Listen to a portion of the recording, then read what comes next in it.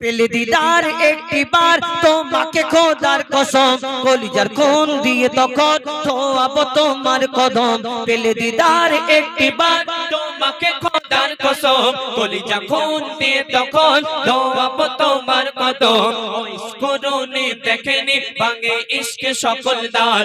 ইশকুরুনি দেখেনি ভাঙে ইশকে সকল দ্বার তুমি মোর শাফায়াত তুমি মোর শাফায়াত তুমি মোর শাফায়াত তুমি মোর শাফায়াত ইয়া নবী মুহাম্মদ ইয়া রাসূল মুহাম্মদ ইয়া নবী মুহাম্মদ ইয়া রাসূল মুহাম্মদ তুমি মোর শাফায়াত তুমি মোর শাফায়াত তুমি মোর শাফায়াত তুমি মোর শাফায়াত কোরআন দেখ 101 কোরআন দেখ 101 দুটি কম আল্লাহর নাম কোরআন দেখ 101 আল কোরআনে নবীর নাম দুটি কম আল্লাহর নাম 99 গিয়ে থাম কুসুম বিঘিন দেখো ডিম এর পাবে না কোনো সাথ কুসুম বিঘিন দেখো ডিম এর পাবে না কোনো সাথ তুমি মোর শাফায়াত তুমি মোর শাফায়াত তুমি মোর শাফায়াত তুমি মোর শাফায়াত কামলি বালা দো বেলা তোমার প্রেমে কাঁদিয়া এ মেঘানন দেবে জান তোমার ইশকে গাদিয়া কামলি বালা দো বেলা তোমার প্রেমে কাঁদিয়া এ মেঘানন দেবে জান তোমার ইশকে হাদিয়া অন্তরে আছো জুড়ে আমার ঈমান দৌলত অন্তরে আছো জুড়ে আমার ঈমান দৌলত তুমি মোর শাফায়াত তুমি মোর শাফায়াত তুমি মোর শাফায়াত তুমি মোর শাফায়াত ইয়া নবী মুহাম্মদ ইয়া রাসূল মুহাম্মদ ইয়া নবী মুহাম্মদ ইয়া রাসূল মুহাম্মদ তুমি মোর শাফায়াত তুমি মোর শাফায়াত তুমি মোর শাফায়াত তুমি মোর শাফায়াত ইয়া নবী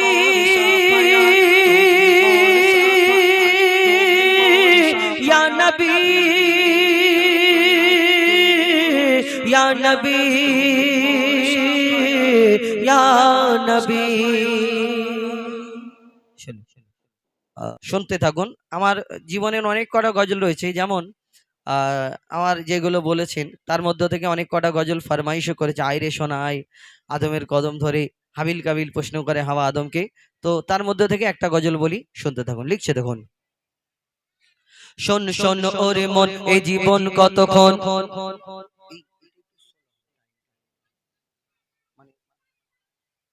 টাইমটা একটু লং হবে 3 নম্বর একটু বাড়বে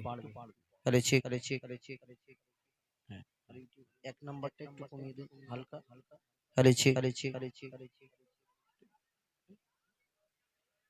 কমে যাবে তাহলে চেক হলো হ্যাঁ ঠিক আছে এক একজনের এক এক রকম ইকো সেটিং থাকে তো সাউন্ড ঠিক আছে তাহলে চেক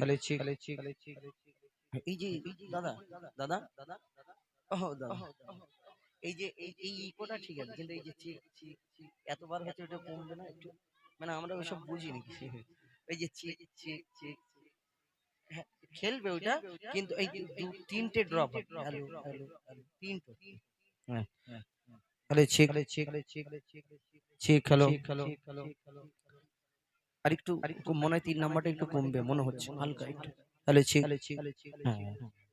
একটু ওই যে ভিসে থাকে 2 নম্বরটা মনে একটু বাড়বে এখন কাগজ থেকে একটা বলি আল আমিন নবী আমার আইরে শোনায় দিল্লি মুম্বাই তা আল আমিন নবী আমারটা একটা বলি এটা হলো জনাব ইশকে হাবিব সাহেবের গজল ঈদ কা চাঁদ আমাকে আমার ভাইরা বলে ঈদ কা চাঁদ এই ক্যাসিডের তিনি হলেন গজল জগতের সম্রাট ইশকে হাবিব সাহেব আর আমি গজল জগতের ভিখারি ওনার কোথায়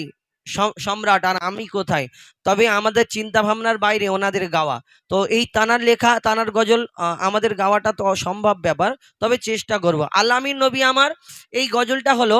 একটা হরিণের ঘটনা। একটা হরিণীকে বন্দি রেখেছিল, একটা শিকারী জঙ্গল থেকে শিকার করে এনে আমার নবী সেই হরিণীকে ছেড়ে দিল, দুধ পান করাবে বাচ্চাদের। আমার নবী সেই রাস্তা দিয়ে হেঁটে হেঁটে যাচ্ছে, আমার নবীকে বলছে, ইয়া রাসূলুল্লাহ, ইয়া হাবিবাল্লাহ, আপনি দয়ার নবী, মায়ের নবী,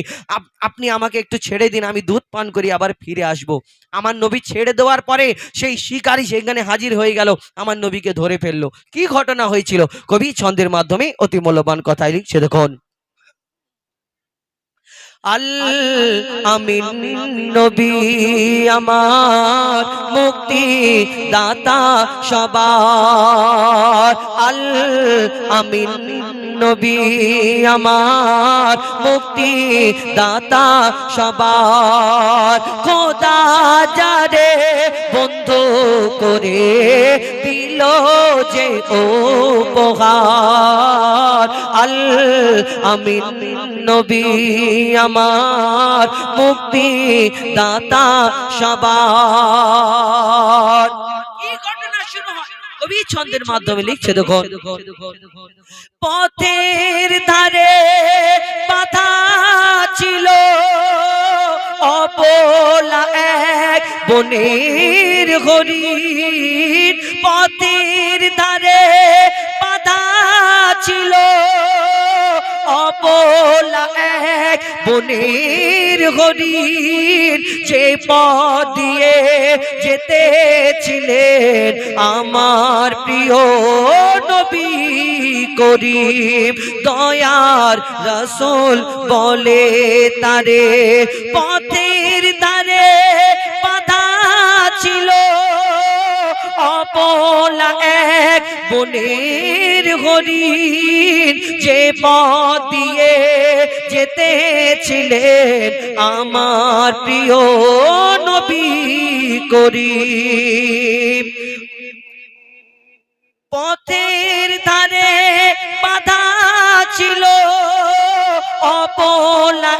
এক বনের হরিণ, যে পথ দিয়ে যেতেছিলেন আমার প্রিয় নবী করিম, ডেকে বলে নবীজিকে ছেড়ে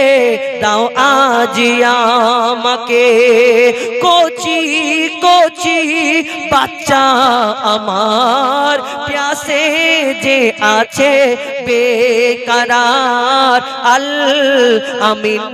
নবী আমার মুক্তি দাতা সবার। ইয়া রাসূলুল্লাহ, আমার ওই ছোট ছোট বাচ্চা আছে, আমার ছোট ছোট বাচ্চা আছে, ওই বাচ্চাগুলো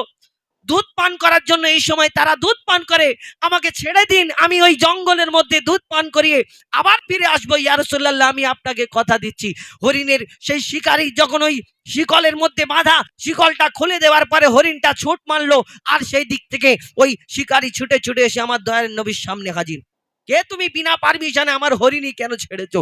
আমার দয়ার নবী বলছে, শোনো হে ভাই, তোমার হরিণী ফিরে আসবে। তখন সেই হরিণীর যে মালিক ছিল, শিকারী ছিল, সে বলে, এটা কেমন করে হয়, একটা অবলা হরিণ চলে গেল ফিরে আসবে? তখন আমার নবীজি তাকে কি বলে, শোনো ভাই, তোমার হরিণী যতক্ষণ না ফিরে আসে তুমি আমাকে বন্দি রাখো, হরিণ আমি তোমার কাছে জামিন থাকবো। কি ঘটনা হয় তারপর কবি ছন্দের মাধ্যমে লিখছে, দেখুন।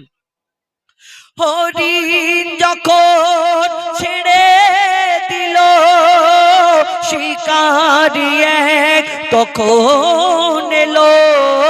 হরিণ যখন ছেড়ে দিল শিকারি এক তখন এলো, বলে বিনা হুকুম আমার হরিণ কেন ছাড়া